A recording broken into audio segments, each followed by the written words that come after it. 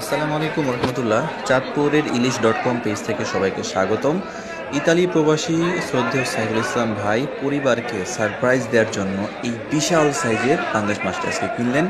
ভাইয়ের চাহিদা ছিল প্রায় 15 থেকে 16 কেজি সাইজের, কিন্তু আমরা সেটা পাই নাই। আজকে আমরা সর্বোচ্চ বড় সাইজের পাঙ্গাস পেয়েছি 14 কেজি 120 গ্রাম।